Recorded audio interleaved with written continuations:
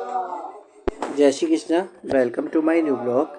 आज का ब्लॉग जो है वो ठाकुर जी की इत्र सेवा प्रदान करने के लिए बनाया गया है। और मैं जो इत्र लेता हूँ श्री जी सेवा भंडार वालों से लेता हूँ, जो बंगाली घाट पर ताऊ जी पे है। तो मैं सिद्धार्थ भैया की सहायता से आपको जानकारी कौन से मौसम में कौन सा इत्र यूज़ होता है, इसमें सिद्धार्थ भैया ने मुझे बहुत अच्छी जानकारी दी और मैंने अच्छी क्वालिटी में उन्होंने वो मुझे प्योर इत्र देते हैं। 800 रुपये का इत्र लिया था मैंने, जो प्योर था।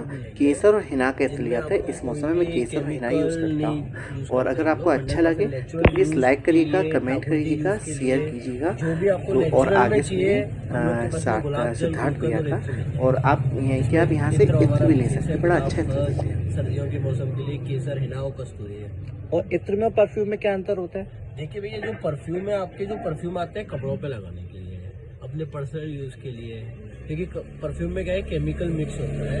तो विदाउट केमिकल परफ्यूम नहीं बन सकते, या फिर आप बोलें तो आप सेंट नहीं बन सकते। वो कपड़ों के लिए आते हैं। हल्के से उसमें केमिकल यूज से क्या हो जाता है कि जो खुशबू है उसकी खुशबू इनहांस हो जाती है, थोड़ी फैलनी ज़्यादा लग जाती है, केमिकल मिलते हैं। और जो नेचुरल रहती है कि जो फूल होते हैं उसकी जितनी क्वांटिटी में आप फूल की खुशबू सूखेंगे उतनी ही स्मेल में आप जो इत्र सूख पाएंगे।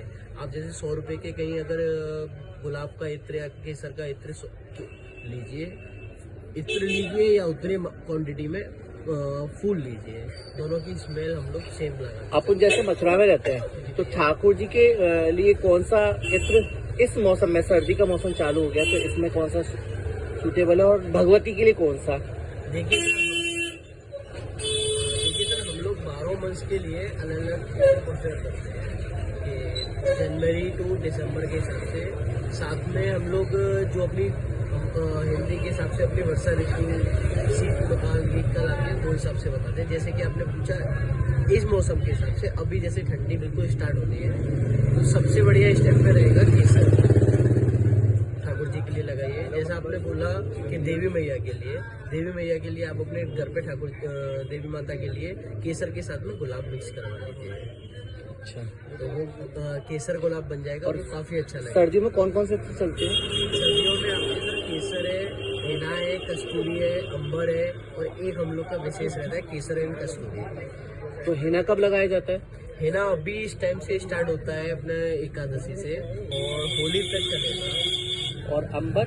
अब ये केसर, कस्तूरी, हिना, अंबर और केसर एंड कस्तूरी, ये पांचों इत्र आपके इस टाइम से लेके एक देवोत्थान एकादशी से लेके और आपके होली तक कंटिन्यूसली चलेंगे। और गर्मियों में? उसके बाद में जैसे ही आपकी होली आ जाएगी, होली के बाद में आता है एक थोड़ा टाइम के लिए बसंत ऋतु। गर्मियों आने में थोड़ा टाइम लगता है, और बीच में आती है बसंत ऋतु। बसंत ऋतु में आपका मोतिया बहुत स्पेशल रहता है, क्योंकि मोतिया की जो खुशबू है वो बसंत ऋतु में बहुत अच्छी रहती है। मोतिया लगाइए।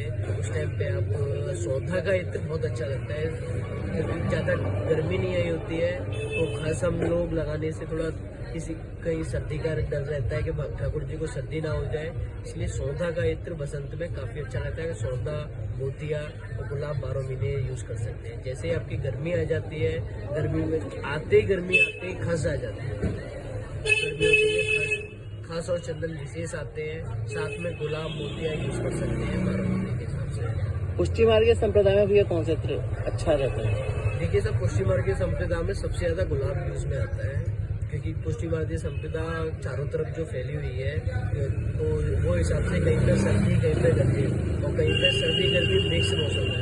तो पुष्टि मार्ग संप्रदा में सबसे ज़्यादा गुलाब यूजेज में है। देन उसके बाद में मोगरा ही चलता है। देन उसके बाद में मौसम के हिसाब से सौधा, खस, केसर, कस्तूरी।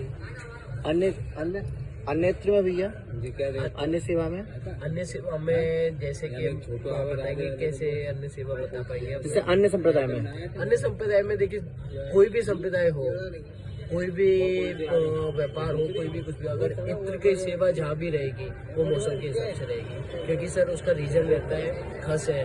अब अगर ज़्यादा ठंडी पड़ रही है, खस आपको हल्का सा जुकाम दे देती है।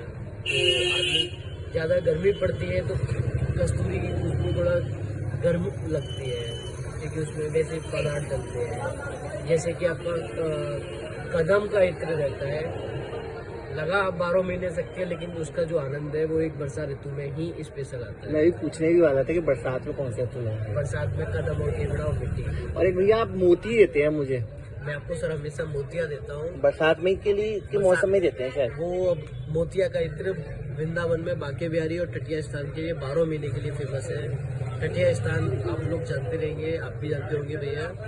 12 महीने टटिया स्थान पे मोतिया का इत्र यूज होता है। दूसरे इत्र आते हैं सेवा में यूज होने के लिए, लेकिन जो कंटिन्यूसली डेली लगता है और लगता रहा है काफी वर्षों से, वो एक सिर्फ मोतिया का इत्र है जो 12 महीने लगता है। बहुत मीठी मधुर खुशबू रहती है। बरसात में कुछ अलग ही रूप दिखाती है, लेकिन 12 महीने चलती है। ये जो प्रतिमा पे जो लगाया जाता है वो कौन सा फूल है? देखिए सब प्रतिमाओं पे नहलाने के बाद में जो इत्र है उसकी मालिश की जाती है, क्योंकि नहलाने के बाद में जैसे अपन अपने कपड़ों पहनने से पहले क्रीम पाउडर वो सब लगाते हैं, इत्र लगाते हैं, प्रतिमा पे नहलाने के बाद में एक मालिश की जाती है। मौसम के हिसाब से जैसा भी मौसम रहेगा वैसे ही इत्र की मालिश होगी, जिससे ठाकुर जी को सुगंध के साथ में एक जो पूरा उनके जो अंग रहता है उस पर एक चमक बनी रहेगी। ठीक है, थैंक यू भैया। जय श्री कृष्ण। जय श्री कृष्ण सर।